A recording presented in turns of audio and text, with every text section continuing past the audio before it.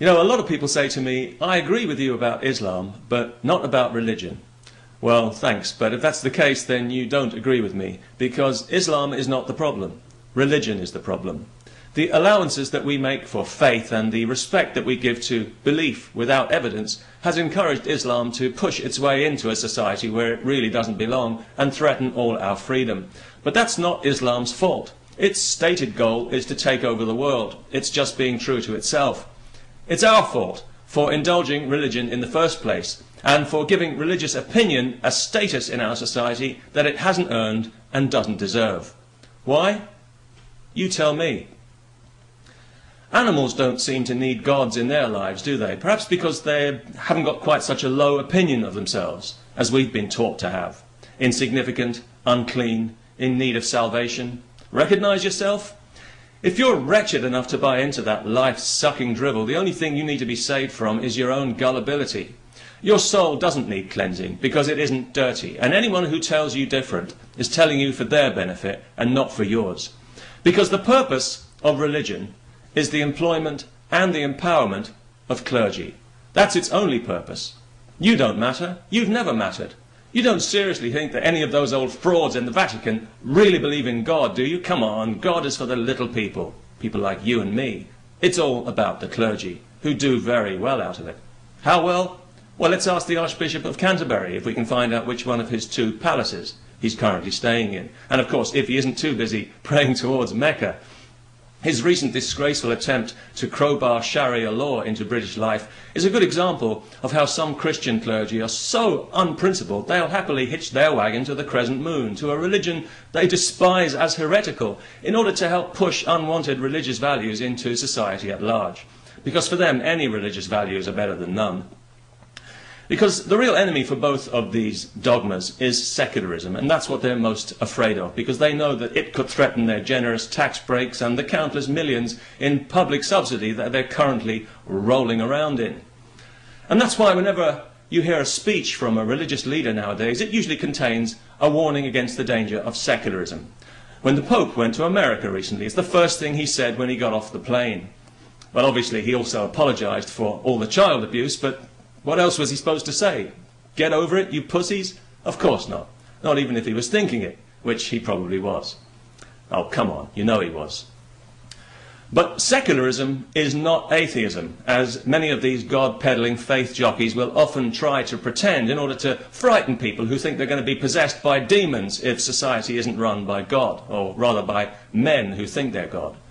There are plenty of religious people who are secularists. They believe in God, but they've got too much class to try and force their views on everyone else. And that's all secularism means. It means religious freedom for everybody, not just for religious people. It means respecting everyone's right to worship freely, but removing the power of the middleman, the clergyman, the self-appointed intermediary to interfere and meddle uninvited in people's lives. No wonder these pious parasites are more afraid of it than they are of hellfire itself. Seculophobia. Is that even a word? Well, I guess it is now.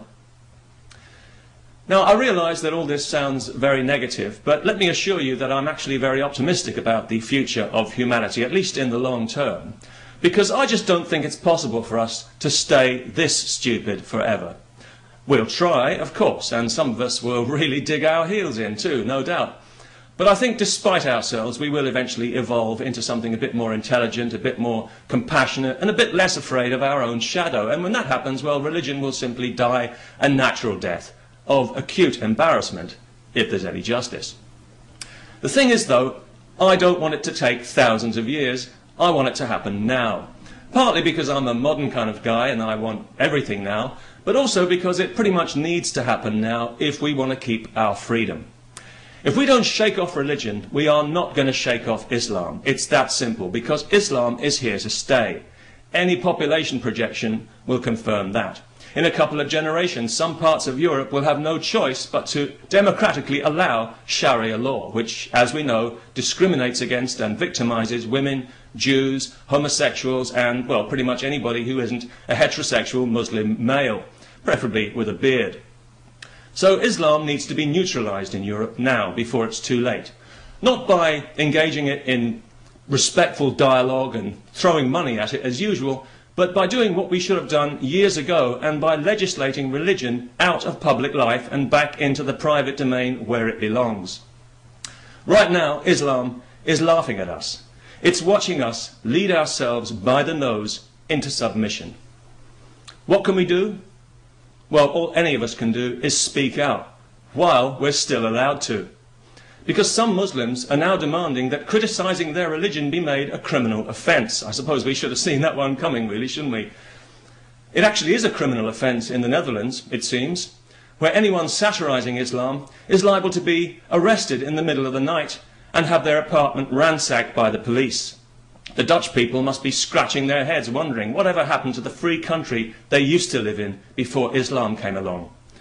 Last week in the football tournament, when the Dutch team lined up for their national anthem, I was half expecting to hear the Muslim call to prayer ringing out around the stadium. Is that offensive?